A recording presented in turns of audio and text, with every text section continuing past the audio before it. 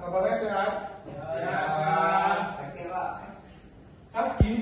Ya Pak. Kok bisa sakit kamu? Gak tahu Pak. Makanya kamu tuh harus jaga kesehatan dong. Oke anak-anak, sebelum kita mulai, alangkah baiknya coba kita lihat dulu ya di bawah meja itu. Bapak lihat ada sampah. Gelas siapa itu? Tolong, jawab, ambilin. Coba. Oke guys, absen gimana? Ada yang masuk atau ada yang Aku semua? Apa ini? Kalau suka kalian? Ngantuk ya? Ya wajar, karena udah siap. Kamu juga ngantuk sebenarnya. Oke, kalau itu sebelum kita mulai pelajaran, baiknya kita ice breaking dulu nggak sih? Iya. Ya, semuanya berdiri. Oke, berdiri semua. Pertama-tama kita lepas kepala dulu sebelum melakukan ice breaking. Masuk pelajaran balik nggak Pak? Jangan duduk. Oh duduk, boleh duduk nih. Masuk dulu aja, oke? Kita pakai ini aja ya, yang simpel-simpel aja. Tahu kan yang kepala penutup kaki itu? Tahu Pak. Ya kita lakuin sebanyak 3 kali lah, biar pada tidak terlalu kaku. Oke? Ya. 1, 2, 3. Kepala pundak lutut kaki lutut kaki. Kepala pundak lutut kaki lutut kaki. Kepala pundak lutut kaki lutut kaki. Oke.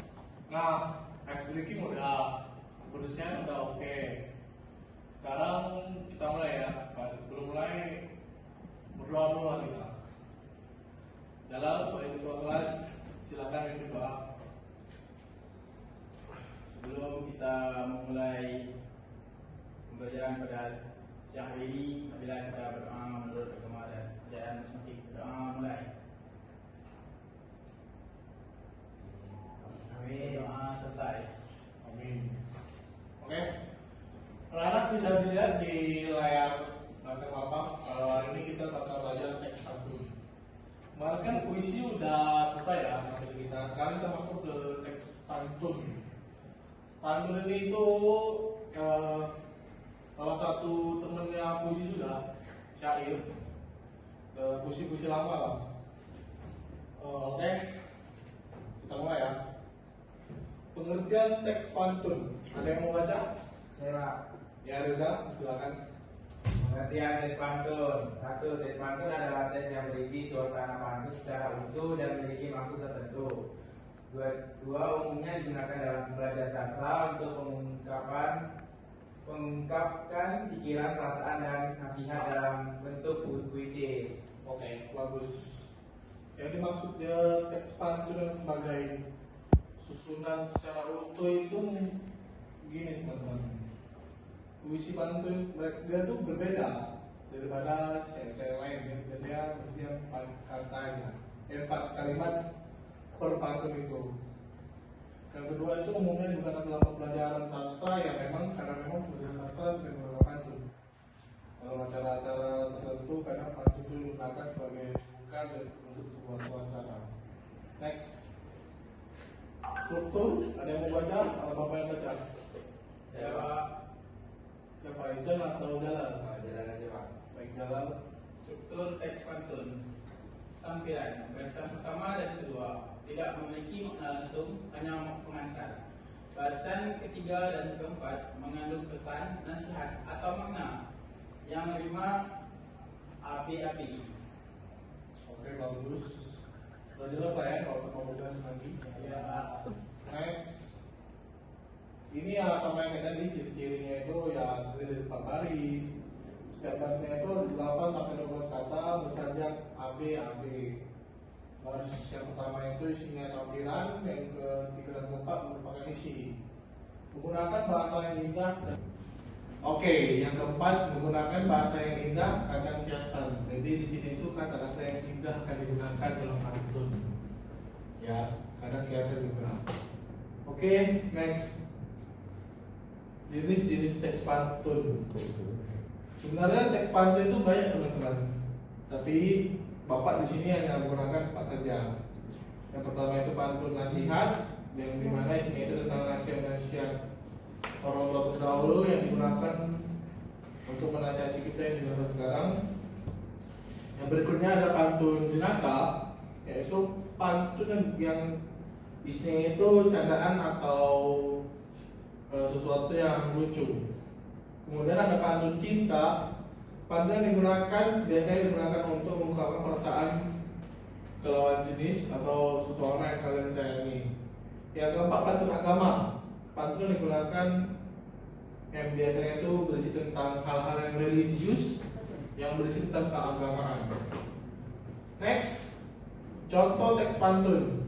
Nah, coba lihat dulu di sini teman-teman. Di sini Bapak ada memberikan 2 teks pantun. Ada yang bisa baca? Ya Pak. Oke, Chan, silakan dibaca. Di tepi kali saya meninggal, menghilang penat, menahan jerat orang tua jangan disanggah agar selamat dunia akhirat. Nah, bagus sih Chan. Di sini teman-teman bisa kalian tentuin nggak? Ini jenis pantun yang tadi pantun apa? Nasihat. Pantun apa? Nasihat. Nasihat. Ya, Ya, betul sekali.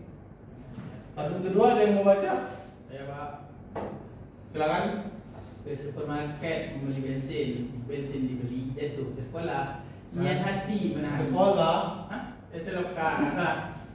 Ulang. Ya, Pak. Ke supermarket membeli bensin dibeli, itu ke selokan. Niat hati menahan bersin ditahan, namun kentut tak tertahan. Oke. Dari pantun ini kalian tebak pantun apa ini? Jenaka. Kenapa jenaka? Karena isinya lucu. Isinya lucu. Ya, Bagian mana yang membuat kalian tuh hampir tertawa? bersin ditahan, namun kentut tak tertahan. Lucu ya? Apa? Apa? Ada orang mau jadi Pak. Nggak, skip dulu. Pause. Oke, setelah contoh teks pantun berikutnya tujuan dan fungsi teks pantun. Ada yang mau baca? Saya lagi Pak. Yang lain lah, jangan ada lagi. Oke, Fahmi. Tujuan dan fungsi teks pantun: 1. Menyampaikan pesan secara halus. 2. Menjaga sopan santun dalam komunikasi. 3. Sebagai media hiburan. 4. Melatih keterampilan berbahasa dan berpikir kreatif. Oke, bagus Fahmi. Menyampaikan pesan secara halus. Jadi fungsi yang pertama itu dia akan menyampaikan sebuah pesan, intinya tersirat lah secara halus. Jadi tidak terlalu kayak menyinggung perasaan. Menjaga sopan santun dalam komunikasi. Ini juga termasuk dalam salah satu tujuan dan fungsi pantun, untuk menjaga sopan santun dalam berkomunikasi. Sebagai media hiburan, seperti tadi sudah dibacakan oleh Jalal, memang hiburan karena memang pantun tadi itu sedikit lucu lah bagi kita. Yang berikutnya melatih keterampilan berbahasa dan berpikir kreatif. Jadi kenapa di sini bilang melatih keterampilan? Karena ada konteks pantun itu, jadi pembaca pantun itu harus merangkai kata secara cepat. Jadi juga melatih keterampilan berbahasa dan berpikir secara kreatif. Oke, next. Kesimpulan ada yang membaca? Bapak yang baca ya? Ya Pak. Oke. Kesimpulan, teks pantun adalah salah satu bentuk puisi lama yang kaya akan nilai budaya dan keindahan bahasa. Pantun memiliki struktur tetap, yaitu terdiri dari 4 baris dengan pola 5 ABAB, serta terbagi menjadi 2 bagian, sampaian dan isi. Sampaian berfungsi sebagai pengantar, sementara isi mengandung pesan atau makna utamanya. Baik anak-anak, setelah dari materi yang Bapak paparkan, untuk menguji sejauh mana kalian menguasai materi yang Bapak berikan, di sini Bapak sudah dikirain LKP. Kalau dikerjain sekitar mungkin waktunya itu 15 sampai 20 menit ya. Dulu saja kamu silakan.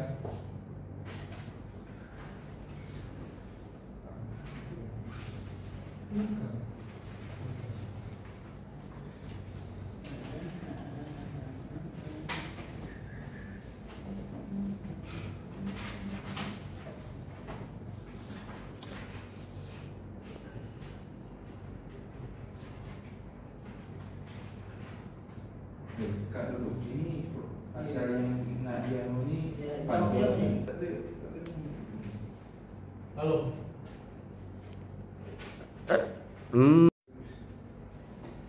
Oke anak-anak, setelah tadi memakai waktu kalian selama 15 menit Pak kerjain.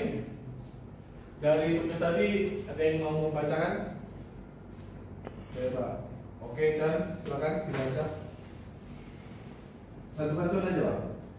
Bebas kepantunan yang tadi Bapak kasih. Oke, satu pantunnya pantun aja Pak. Oke.